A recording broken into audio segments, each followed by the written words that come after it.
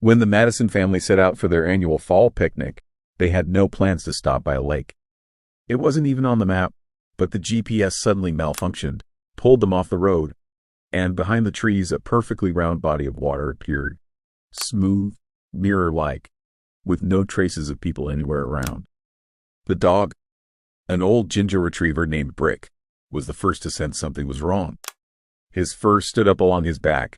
He slowly approached the water's edge, and then stepped away, letting out a low growl. The parents decided the dog was simply tired after the long drive. 2 hours later, they would curse the moment they ignored his warning. Because that night, while the children slept inside the trailer, the water would start to move, and what came out onto the shore would look like neither a human nor an animal. They had been driving through dense forest for almost 3 hours. The weather was overcast but without rain, a perfect day for getting out of town. The trailer was old, American-made, with wooden interior panels but well kept. The father, Tom, constantly repaired it and considered it a family treasure. The mother, Lisa, was pouring juice for the kids, glancing at the GPS from time to time. But it behaved strangely. The signal kept dropping, the arrows spun, and the route kept recalculating on its own. The first to notice the water was the daughter, Mel. She was 10, attentive and calm. She simply said, "There, that's a lake," and pointed out the window. The trailer rolled out onto a small clearing. In front of them lay a perfectly round mirror. The water was so motionless it looked like black glass. No waves, no ripples, no smell. As if the water had been here not for years, but for minutes. Brick approached the shore first, sniffed, froze, stepped back, tail tucked. Mel frowned. She always trusted the dog more than people. The father turned off the engine. Strange place, but quiet. We'll have a snack and move on. The family unpacked their things. Everything was as usual. Sandwiches, a blanket, a thermos of tea. But the silence was too dense. The forest didn't rustle. Birds didn't sing. Even the wind seemed to avoid the lake. By evening, the air grew heavy and humid. The children got tired, and the parents decided to spend the night here. Brick refused to get inside the trailer. He lay by the door and stared at the lake as if standing guard. Inside, it was warm. Lisa was reading a comic book to her son. The girl was drawing. Tom was checking the generator and the lights. Everything looked normal, except for the strange feeling that someone was walking nearby. Around midnight, Mel woke up because Brick was scratching the door. Not pawing, but scratching, aggressively, insistently, as if trying to tell them, "Wake up." The girl quietly got up and walked to the window. It was dark outside. The moon hung low, but something was wrong. The grass, it seemed to be moving. Not like from the wind, but as if something underneath it was crawling. In waves, slowly, rhythmically. Mel called her father. Tom walked to the window, squinted, and saw the same thing. He turned on a flashlight and pointed the beam outside. The beam hit the water, and where the reflection should have been, there was none at all. The water swallowed the light like black velvet.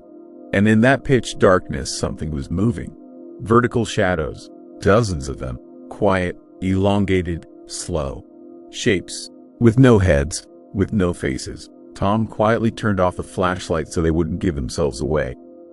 Brick growled. Low, hollow, the way he only growled when he sensed mortal danger. "Are those drifters? Animals?" Lisa whispered. Tom didn't answer. He was closing the curtains one by one. No one slept that night. At dawn, a thick blanket of fog settled over the water. The silhouettes disappeared. The family decided to leave immediately. Tom started the engine. The trailer jerked, but didn't move, as if something was holding it from behind. He got out. Brick lunged forward, growling. The father walked around the vehicle and saw footprints, wet ones, hundreds of long, thin tracks, as if the water itself had been walking around the trailer all night. They were fresh. He jumped back inside and slammed the gas. The wheels spun. The trailer broke free, and they rolled down the forest road, trying to get away. But after a few minutes, the road started descending, downward, and the lower they went, the wetter the air became. And at some point, Mel quietly said, "We're driving toward the water." Tom hit the brakes. In front of them, the lake again. The same one. Even though they had been driving in the opposite direction, the GPS showed a white screen. The phones had no signal. The family was trapped.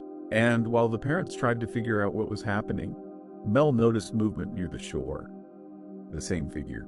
Tall, shapeless, half-transparent, as if it were made of water, and it lifted its head, or the place where its head should have been. The girl stepped back. Brick jumped toward the window, barking wildly. The figure moved forward slowly, step by step. But it wasn't the only one. Others began emerging from the fog, a dozen, and behind them, more, all moving the same way, rhythmically, as if following a command. Lisa shut the windows. Tom turned on the headlights. The beam hit the figure, and then they saw what finally broke them. The figure had no shadow, but it had a reflection in the trailer, not in the water, in the glass, the mirror-like surface of the window. Tom shifted into reverse. The wheels slipped, but the vehicle began to move. The silhouette sped up.